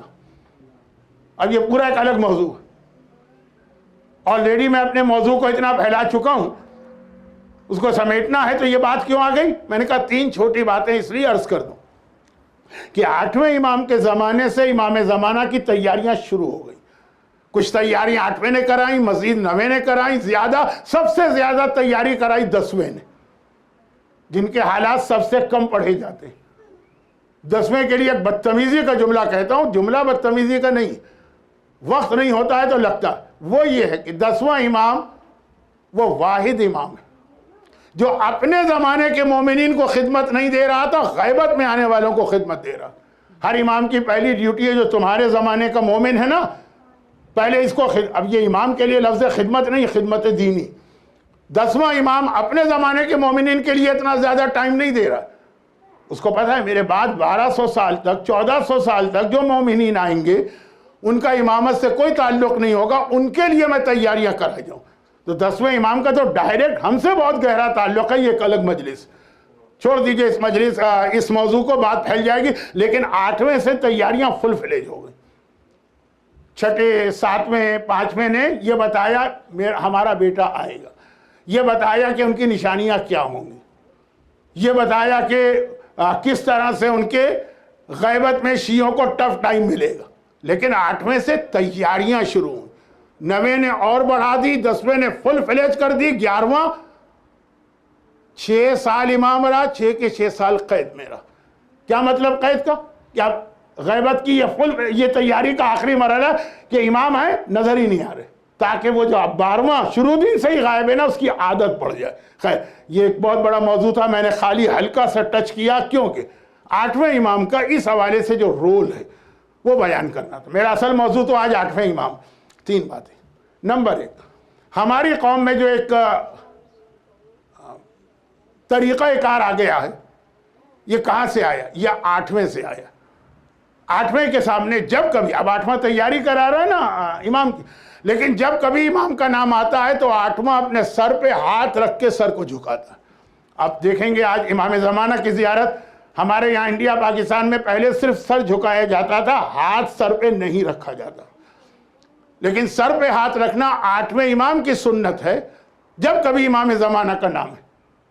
وہ پیغام بھی واضح ہے کہ مولا یہ سر ابھی سے آپ کے لیے حاضر ہے، اگر آپ اس لیے ظہور میں تاخیر کر رہے ہیں کہ آپ کے شیعہ تیار نہیں تو مولا یہ سر آپ کے لیے ابھی سے حاضر آ جائیے۔ امام زمانہ بلند صلوات۔ یہ پہلی بات ہے۔ دوسری بات تیاری کے حوالے سے کہ فوراً ایک سوال، کبھی فوراً اور کبھی، یہ 2 لفظ ایک دوسرے سے کنٹراڈکٹ ہیں لیکن دونوں صحیح ہیں۔ کبھی لوگوں کے ذہن میں خیال آتا ہے کہ آخر امام کیوں نہیں آ رہے، بلکہ وہ جو ایک واقعہ ہے ہلا کے اس بیچارے بھولے بھالے آدمی کا، امام سے ناراض ہو گیا، جنگل میں جا کے امام لڑ رہا ہے، امام سے، امام ہے نہیں، لڑ رہا ہے۔ مطلب کب آئیں گے؟ جب آپ کی ساری قوم ماری جائے گی، جب سب کے گلے کٹ جائے گی۔ تو اب یہ اس نے تو بہت ہی اپنے بھول پنے میں، وہ جو ہلا میں اس کی زیارت لی، بھول پنے میں یہ بات کہی، لیکن کئی لوگوں کے ذہن میں خیال آتا ہے کہ شیعت کو اتنے پرابلم ہے تو اب آخر امام کس وجہ سے نہیں آ رہے ہیں، تو 8ویں نے انڈائریکٹ یہ میسج دے کے دوسری تیاری کرائی۔ وہ کیسے؟ جب 8ویں امام ولی عہد بنا کے مامون کے شہر میں لائے گئے تو مامون نے اپنے محل کے برابر بھی ایک محل امام کے لیے تیار کیا۔ امام نے منع کر دی، ہم محل میں رہنے کے عادی نہیں، ہمیں وہی چھوٹا سا سادہ سا وہ مکان جس میں ہمارے بزرگ رہے، ایک چھوٹا سا مکان۔ پھر چونکہ 8ویں کو مہمان بنا کے بلایا تھا تو گھر کے کام کاج کے لیے ساری چیزیں بھی اس نے مہیا کی۔ اس میں کنیز بھی تھی. کنیز ضروری ہوتی ہے, گھر کے اندر عورتیں ہوتی ہیں تو عورتوں کے بیچ میں تو کنیز جائے گی. اس کے پوتے کو بہت شوق تھا 8ویں امام کے حالات پوچھنے کا, تو وہ اپنی دادی سے, جب دادی بہت بوڑھی ہو گئی, وہ اکثر سوال کرتا تھا 8ویں کے بارے میں. مثلا اس کے سوالات پرسنلائز ٹائپ کے ہوتے تھے. باقی اصحاب امام تو دینی سوال کرتے تھے نا. یہ کہتا رہا مثلا کھانے پہ بیٹھے, دادی امام کون سا کھانا بہت شوق سے کھاتے ہیں؟ روٹی آ گئی. امام گرم روٹی کھاتے تھے کہ ٹھنڈی کھاتے تھے؟ موسم آ گیا سردی گرمی کا, امام کیا پہنتے تھے؟ جو بہت زیادہ انسان کے ذاتی معاملات. اب وہ کنیز گھر میں تھی, امام کے سارے حالات جانتی ہے. پوتا ایک ایک سوال کر کے حالات پوچھ رہا. اس میں ایک بار اس نے ایسے ہی ایک سوال کر لیا, یہ سمجھ کر کے اس کا جواب تو پتہ ہی کہ دادی پھر وہ آپ 8ویں امام کے محل میں گھر میں رہیں تو پھر آپ کیسے اس گھر سے نکلی؟ اس کو پتا تھا. دادی کہے گی جب امام شہید ہو گئے تو پھر میں نکل آئی وہاں سے. نہیں, دادی نے عجیب جواب دیا. یہ 8ویں کی انڈائریکٹ تیاری ہے امام زمانہ کے لیے.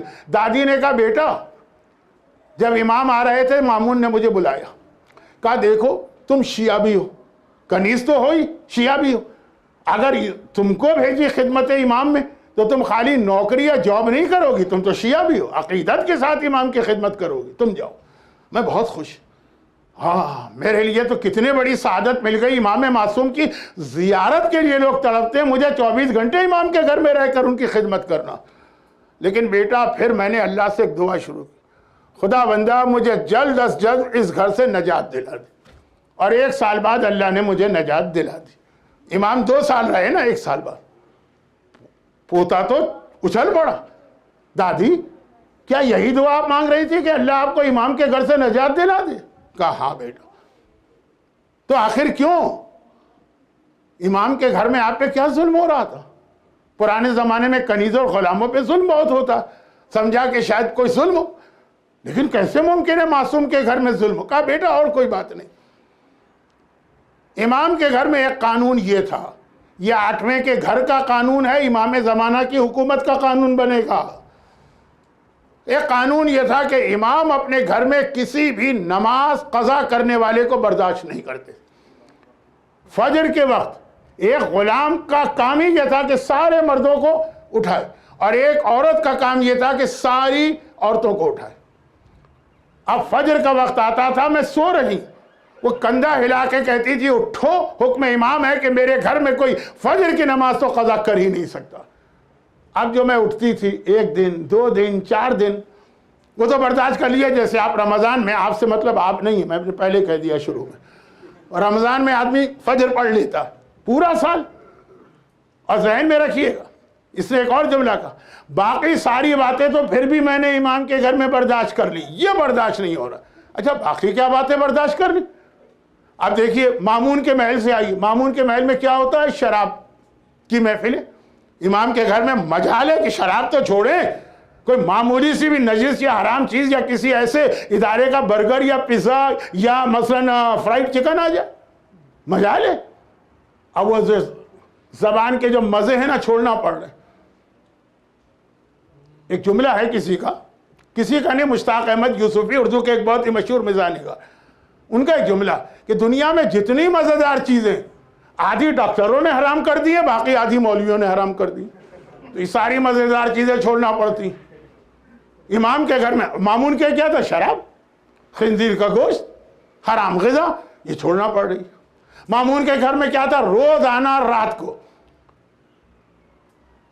ایک اسپیشل دوستوں کو بلا کے ایک پارٹی کی جاتی ہے جس میں ڈانسر گرلز آتی ہیں اور میوزک اور میوزیشین آتے ہیں.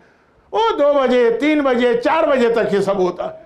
امام کے گھر میں یہ تو ممکن ہے, ممکن کیا ہوتا تھا کہ تلاوت قرآن کی جائے مگر گانے بجانا نہیں. اب جس کی ساری زندگی کی ہیبٹ گانے کی, میں ممبر پہ بیٹھا ہوں, کانوں سے نہیں بات کہہ رہا ہوں, یعنی ڈائریکٹ. مجھے ایک نوجوان نیو یارک میں ملے, کہا مولانا میں اتنا گانے کا عادی ہو گیا ہوں کہ میں نماز بھی نہیں پڑھ سکتا جب تک کہ گانے کا کیسٹ ساتھ میں نہ چل رہا. عادت. کچھ لوگوں کو کھانا نہیں کھایا جاتا, کچھ عورتوں سے ڈرائیو نہیں ہوتی, کچھ مردوں سے ڈرائیو نہیں ہوتی, کچھ عورتوں سے کچن میں کام نہیں ہوتے جب تک کہ بیک گراؤنڈ میوزک نہ ہو.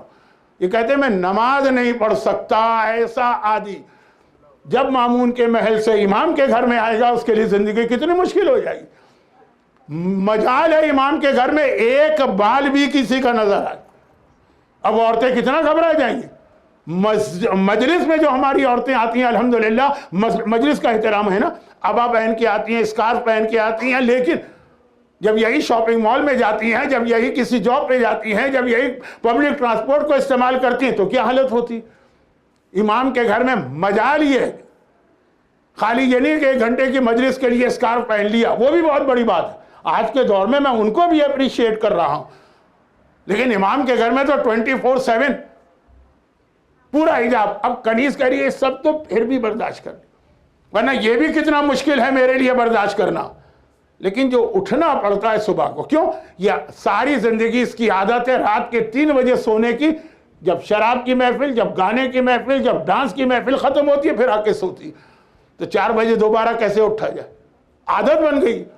کہا بس اس وقت میں خدا سے کہتی تھی خدا بندہ جب تک امام کے گھر میں نہیں آئی تھی، نام بھی امام کا لیتی تھی، محبت بھی امام سے کرتی تھی، حاجتیں بھی امام سے پوری کرواتی تھی، اور اپنی زندگی میں آزاد تھی، بغیر حجاب کے گھومو، داڑھی منڈوا کے گھومو، گانے سنتے ہوئے گھومو، نماز قضا کرتے ہوئے گھومو، امام کے شیعہ نام بھی لے رہے ہو، مسئلہ پیش آ جائے تو امام ضامن ان کی ضمانت ہے، جا کے حاجتیں بھی پوری کرواؤ اور زندگی بھی اپنے طریقے سے گزارو۔ کہ یہ جو امام کے گھر میں پرابلم آ گیا تو میں نے دعا مانگنا شروع کی، 1 سال کے بعد امام نے مجھے آزاد کر دی۔ یہ کیا؟ یہ 8ویں امام کا واقعہ نہیں، یہ امام زمانہ کی تیاری کرا رہے ہیں کہ امام کے لیے تڑپنے والوں، کیا تمہیں پتا ہے جب زمانے کا امام آئے گا تو دنیا کا نظام کیا بنے گا؟ یہی نمازیں پڑھنا ہوں گی، یہی حجاب کرنا ہوں گے، یہی میوزک کو چھوڑنا پڑے گا، یہی مکس گیدرنگ کو ایوائڈ کرنا پڑے گا۔ انڈائریکٹ میسج دے رہے ہیں کہ شروع میں جوش میں میرے گھر آنے والی دعائیں مانگ کے مجھ سے میرے گھر سے نجات پا رہی تھی، مگر 8ویں 9ویں 10ویں کے دور میں پھر بھی یہ ممکن تھا۔ امام زمانہ ایک بار آ جائیں گے، وہاں ریورس نہیں ہوگا کہ مولا آپ واپس چلے جائیے 5 سال بعد آئیے گا، وہاں نہیں ہوگا ریورس۔ سوچ سمجھ کے دعا مانگو، یعنی تیاری کر کے دعا مانگو۔ یہ 8ویں کا میسج۔ تیسری اور آخری بات، 8ویں نے جو تیاری کرائی یہ 3 باتیں نہیں ہیں، پورا عشرہ ہے، میں تو وقت کو دیکھتے ہوئے صرف 3 باتیں عرض کر رہا ہوں، اور یہ 3 باتیں بھی اس لیے کہ جو واقعہ میں پڑھ رہا تھا اس میں تیسری بات کا دخل آ گیا۔ یہ 8ویں کی حدیث ہے کہ امام زمانہ کی حکومت میں رہنے کے لیے، بھائی مختلف ملکوں میں آپ رہنے جاتے ہیں، کہیں پہ پرماننٹ ریزیڈنسی ہوتی ہے، کہیں پہ اقامہ ہوتا ہے، کہیں پہ گرین کارڈ ہوتا ہے، کہیں پہ نیشنلٹی اور پاسپورٹ، طریقے ہیں۔ امام کی حکومت پہ رہنے کے لیے ہر شخص کو حرام و حلال کے مسائل سیکھنا ہوں گے، اور اگر کوئی 20 سال کا ہو گیا اور اس نے یہ مسائل نہ سیکھے، امام اس کو پنش کریں گے۔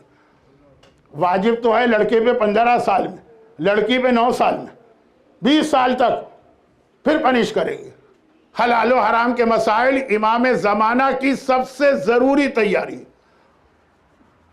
اچھا اب یہ خود جو مجھے کراچی میں کبھی سن چکے ہیں، ایسا کوئی نظر تو نہیں آ رہا، لیکن جن کے بزرگوں نے مجھے سنا انہیں پتا کہ ساری زندگی حلال و حرام کے مسائل پہ میں نے گفتگو کی ہے۔ یہاں تو صرف 8ویں کے حوالے سے ہی بات آ گئی، خود اپنی جگہ یہ ایک پیغام بھی ہے اور جو واقعہ چل رہا ہے اس سے اس کا تعلق بھی۔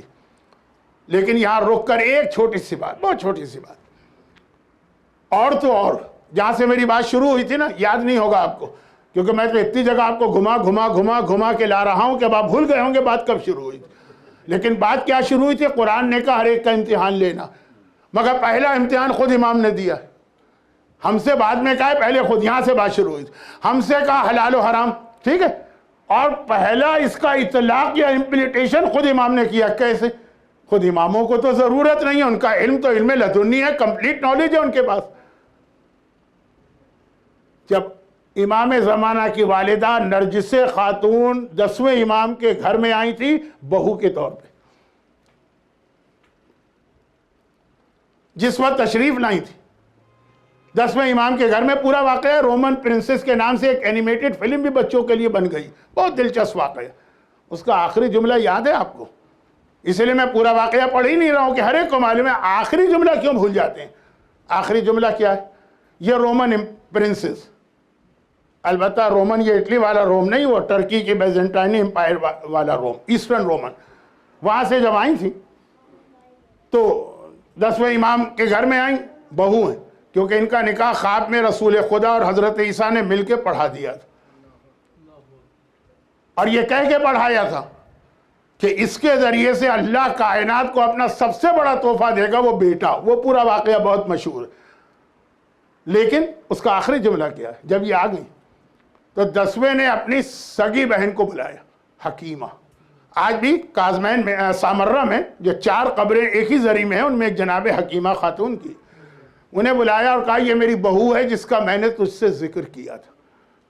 اب یہ 11ویں کے ساتھ زندگی گزاریں گی تو 12ویں کی ولادت ہوگی، مگر جملہ کیا تھا جس پہ یہ واقعہ مکمل ہوتا؟ اسے لے جاؤ، پہلے حلال و حرام کی اس کو تعلیم دے دو، پھر یہ میرے گھر میں آ کے میرے بیٹے کے ساتھ رہے گی۔ ہم سے بعد میں کہا، پہلے اپنے گھر میں اس مسئلے کا اطلاق کیا کہ یہ تو روم سے آنے والی ہے نا، کہ پہلے ان کو سکھاؤ۔ کون خاتون؟ جنہیں ضرورت ہی نہیں ہے کسی حلال حرام کے مسئلے کی، کیونکہ وہ جس دن سے امام کے گھر میں آئی وہاں سے اپنی وفات تک گھر تو چھوڑیں، اس کمرے سے باہر نہیں نکلی، ساری زندگی وہیں پہ گزری، کوئی ان کی پریکٹیکل لائف نہیں ہے، کیونکہ عباسی خلیفہ ڈھونڈ رہا تھا امام زمانہ کی ماں کون ہے ان کو شہید کرنا۔ کمرے سے باہر نہیں نکلی، وہ کمرہ بھی جو بیسمنٹ میں ہے سرداب مقدس، آج بھی سامرہ میں، کوئی ضرورت ہی نہیں ان کو حلال و حرام کے مسائل کی۔ لیکن جو ہمارے لیے اصول بتایا، پہلے اپنے خاندان میں رائج کیا، یہ تیاری بھی 8ویں امام کے ذریعے آئی حلال و حرام کا علم۔ اب حلال و حرام کا ایک مسئلہ سنیے، کیونکہ اس کا تعلق واقعے سے۔ وہ مسئلہ یہ ہے کہ اگر کوئی آدمی کی اولاد نہ ہو تو اس کے بعد اس کی پراپرٹی یا جائیداد کہاں جائے گی؟ میراث۔ باپ اور ماں، اولاد، یہ ان میں سے کوئی نہ ہو، نہ باپ ہو نہ ماں ہو، یا نہ ہو سے مطلب باپ ماں مر چکے ہوں، اولاد ہوئی ہی نہ ہو، تو پھر بہن بھائیوں کو پراپرٹی جاتی ہے۔ ہاں اگر اولاد ہے تو بہن بھائیوں کا کوئی حصہ نہیں۔ 45 ایئرز کی ایج ہو گئی ہے 8ویں امام کی، کوئی اولاد نہیں، والد شہید ہو چکے ہیں، والدہ کا انتقال ہو چکا ہے، تو اب اتنی ایج ہو گئی، اب پراپرٹی 8ویں امام کی اتنی۔ اب بہن بھائیوں کو چانس نظر آنے لگا، بلکہ بہت برائٹ چانس۔ جب 8ویں امام 20 سال کے تھے تو کوئی چانس نہیں تھا، ابھی تو 20 سال ہے، اولاد ہو جائے گی، 25 30 35 45 ہو گئی ایج، اور کوئی اولاد نہیں۔ یعنی اگر اب 8ویں امام دنیا سے رخصت ہوئے تو ان کی ساری پراپرٹی ہم کو ملے گی، کن کو؟ بہن اور بھائیوں۔ یہ شرعی مسئلہ۔ اب جب 45 کی ایج میں 9ویں امام پیدا ہو گئے تو سارے بہن بھائیوں کا حق ختم ہو گئے، 1 پاؤنڈ بھی کسی کو نہیں ملے گا، چاہے امام کے پاس 1 ملین پاؤنڈ کیوں نہ ہو۔ شرعی مسئلہ ہے، وہ پھر مستحب ہے کہ اپنے رشتہ داروں کو دو، لیکن وہ آپشنل ہے، شرعن نہیں ملے گا۔ اب اتنی بڑی پراپرٹی سب کو آتی نظر آ رہی تھی، اور ایک دم سے معلوم ہے اسٹاپ، تو کیا ہوا؟ ادھر سے جو ایک جملہ میں نے کہا، بس میں مسائل پہ آ رہا ہوں، ادھر سے جو ایک جملہ میں نے کہا کہ عباسی حکومت پینیٹریٹ کر رہی ہے فیملی کے اندر، انہوں نے کچھ بھائیوں اور کچھ بہنوں کو گمراہ کر دیا۔ گمراہ کیا کر دیا؟ یعنی وہ تو بھائی بہن ویسے ہی جلے بیٹھے تھے، یہ 9ویں کیوں پیدا ہوئے؟ ان کی پیدائش صاحبان ایمان کے لیے سب سے بڑی عید بنی، لیکن خود ان کے چچا اور پھوپھیوں کے لیے ایک پرابلم بنا، سب نہیں، میجورٹی۔ اب مسئلہ یہ ہوا کہ کیا کریں؟ جیسے وہاں تھا کہ وکیلوں نے کہا کہ ہمیں 8ویں کی امامت کو نہیں ماننا تاکہ یہ سارے خمس وغیرہ نہ دینا پڑے، تو کیا کریں؟ کہو کہ 7ویں مرے ہی نہیں، یہ نا، یہاں 9ویں کو نہیں جانا ہے جائیداد، تو طریقہ کیا ہے؟ کہا کہ انکار کرو، یہ 8ویں کا بیٹا ہی نہیں۔ اور جیسا میں نے ایک جملہ کہہ دیا کہ تھوڑا سا اسکن کلر وہ ڈیفرنٹ تھا خاندان بنی ہاشم سے، کہہ دیا یہ 8ویں کا بیٹا ہی نہیں۔ 8ویں نے ہم بہن بھائیوں کو حق سے محروم کرنے کے لیے کسی بچے کو ایڈاپٹ کر کے اپنا بچہ مشہور کر دیا۔ کوئی حرام کی تہمت نہیں لگائی، وہ رسول خدا پہ لگائی گئی تھی، جناب ماریہ قبطیہ کے ہاں جب اولاد ہوئی تھی، یہاں تہمت، لیکن کہا کہ یہ بچہ تھا کوئی یتیم سا، اس کو لے کے آ گئے، کہا یہ میرا بیٹا ہے۔ کیوں؟ ریزن تاکہ ہمیں کو جائیداد نہ ملے۔ اور یہ اتنا بڑا پرابلم بنا، چھوٹی موٹی بات نہیں ہے۔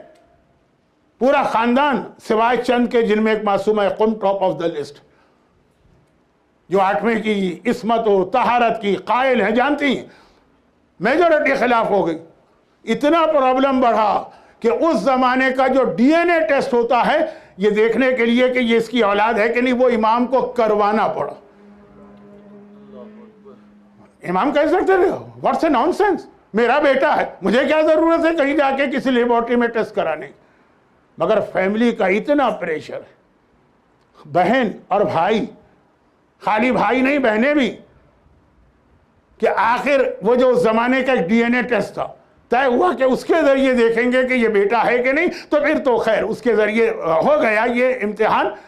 और 8वें ने जुमला कहा था कि अल्लाह ने मेरा वो इम्तिहान लिया जो मुझसे पहले पूरे खानदान में सिर्फ मेरे जद रसूल खुदा का लिया गया।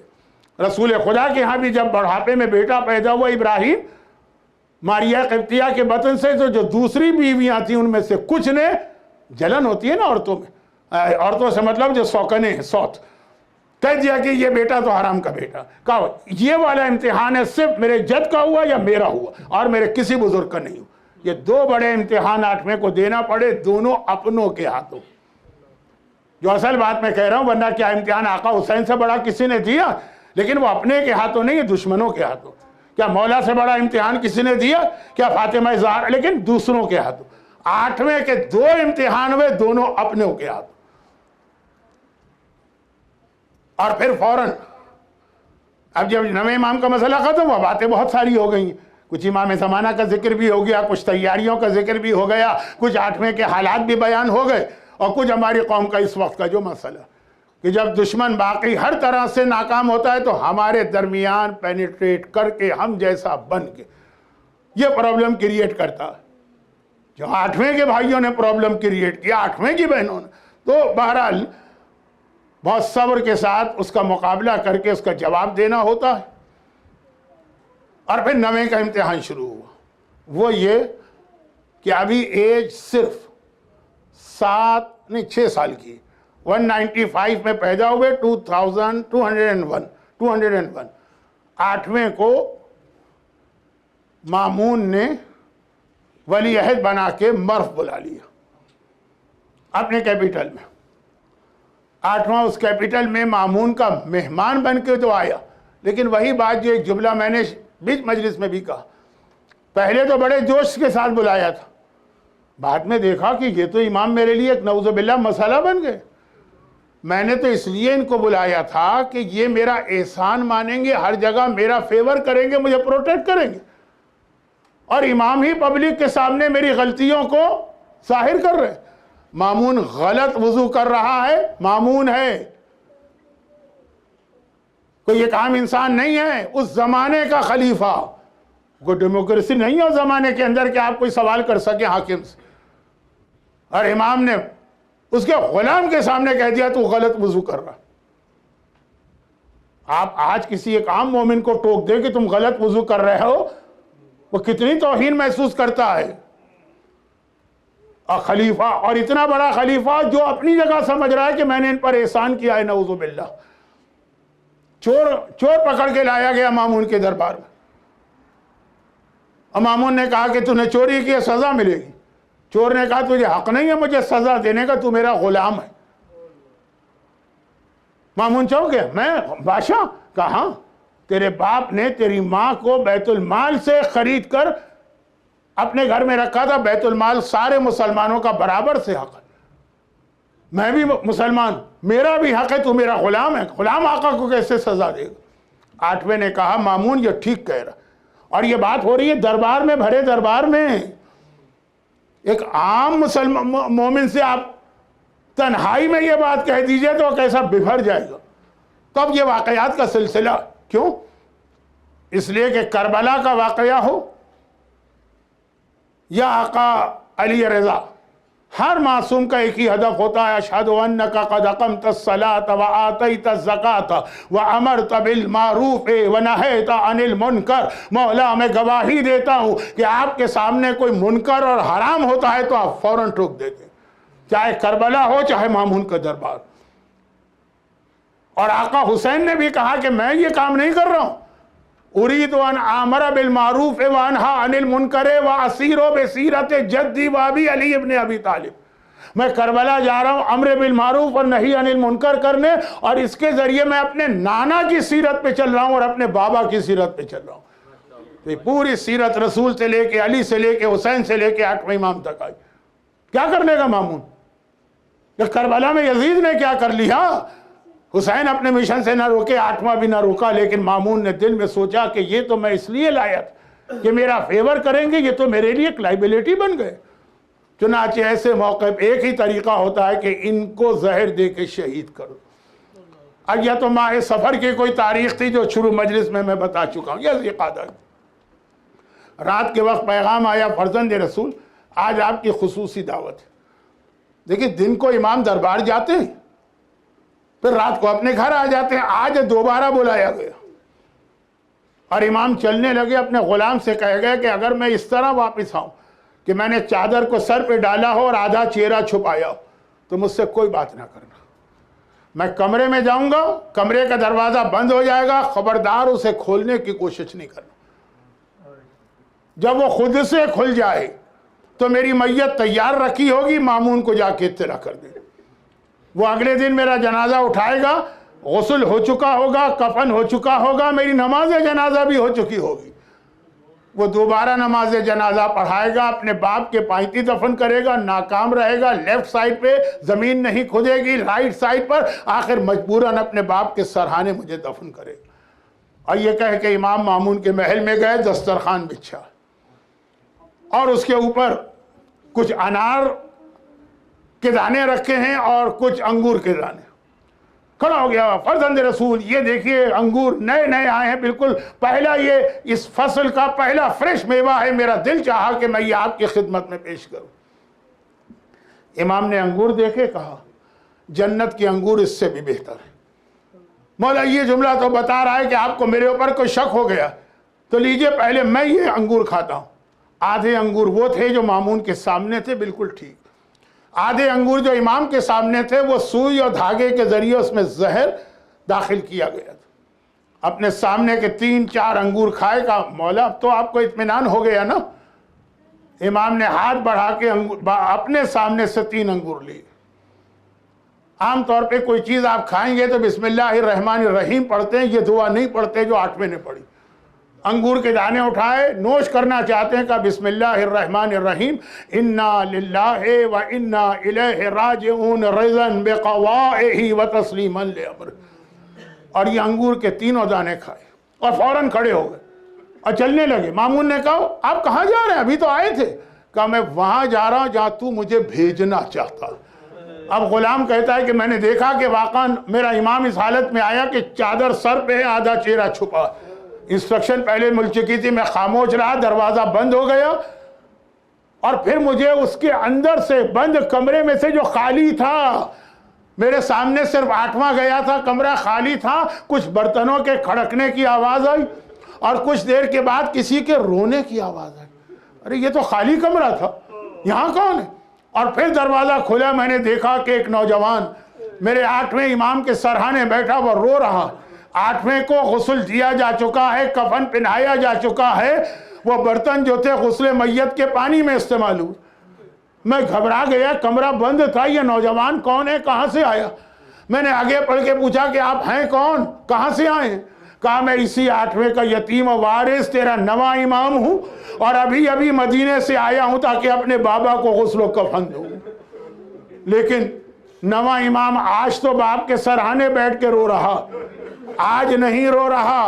2 साल पहले जब 8वां इमाम मदीने से वली अहद बन के चला था, ये नवा इमाम तब से रो रहा, क्योंकि रिवायत में है ना, तारीख में है ना, कि जब 8वें इमाम मरवा रहे थे 2 साल पहले, शाही प्रोटोकॉल के साथ रोज़ा रसूल पे गए, पैगंबर की कब्र का तवाफ किया, अलविदाई सलाम किया, बाहर निकले, देखा मदीने की गली में नवा इमाम जिसकी एज 7 साल है, जमीन पे बैठा है, अमामा उतरा है, मिट्टी उठा के अपने सरों पे डाल रहा।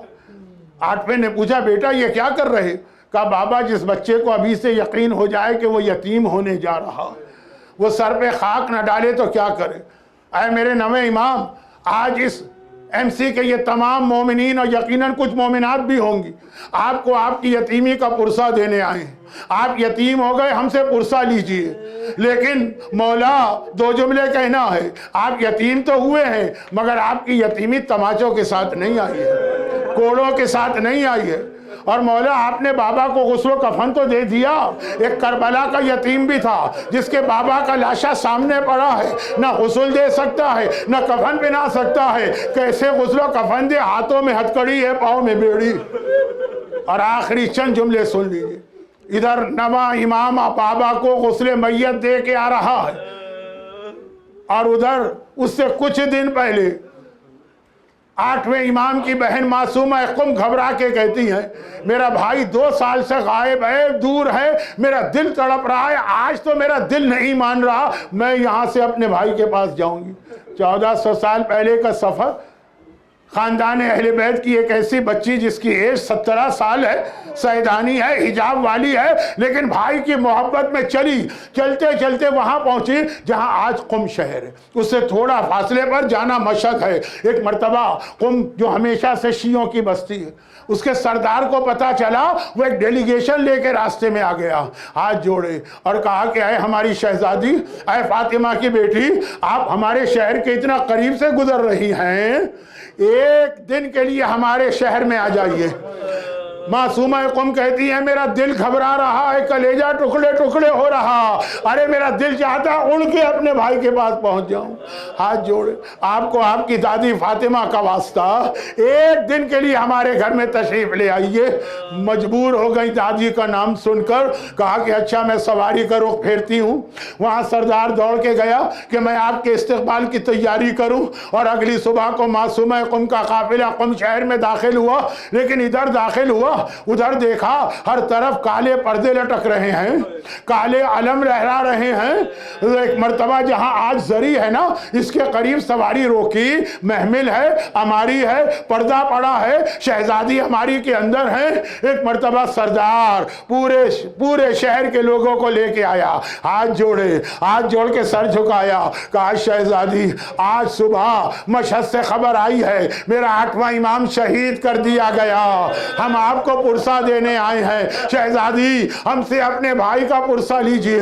معصومہ قم نے چیخ ماری، ہائے میرا بھیا، غش کھا کے گری اور اسی حالت میں اس دنیا سے رخصت ہو کے وہاں دفن ہوئی جہاں آج زری ہے۔ بس آخری میرے جملے، اے شہزادی معصومہ قم، خالی سردار قم نے آپ کو پرسہ نہیں دیا، یہ سارے مومنین، یہ ساری مومنات آپ کو پرسہ دیتی ہیں۔ بھائی مارا گیا، ہم سے پرسہ لیجئے، لیکن ایک بہن کربلا میں بھی تھی، بھائی اس کا بھی مارا گیا تھا، مگر اسے کیسے پرسہ ملا؟ خیمے جلے، چادر چھنی، چہرے پہ کوڑا پڑا۔ اجرکم اللہ علی ولعنت اللہ علی اعدائہم اجمعین۔ پروردگارہ میرے مظلوم آقا کربلا کے یتیم سید الساجدین کا واسطہ، حسین کی مظلومہ بہن زینب کبریٰ کا واسطہ، 8ویں امام کی شہادت کے یہ مصائب، 9ویں امام کی یتیمی اور معصومہ قم کی بھائی کی شہادت کا واسطہ، جو مومنین اور مومنات آج کی مجلس میں گریہ کر رہے ہیں یا گریہ کرنے والوں جیسی شکل بنا رہے ہیں، ان کو، ان کے گھروں کو، ان کے گھر والوں کو، ان کی اولادوں کو، ان کی روزی کے ذرائع کو خرافت و پریشانی سے محفوظ فرما، بلکہ دنیا بھر میں جتنے شیعان حیدر کرار اور عزاداران امام مظلوم ہیں، ان کی مال، جان، عزت، آبرو اور اولاد کی حفاظت فرما۔ خداوندہ ہمارے مرحومین کی مغفرت فرما، بیماروں کو شفائے کاملہ عطا فرما۔ جس دین کی خاطر حسین اور زینب نے، سجاد اور امام تقی نے، امام رضا اور معصومہ قم نے یہ مصائب برداشت کیے، ہمیں اس پر عمل کرنے اور اپنی اولاد کو عمل کروانے کی توفیق عطا فرما، اور خداوندہ ان مظالم کے انتقام کے لیے وارث معصومین امام زمانہ کے ظہور میں تعجیل فرما۔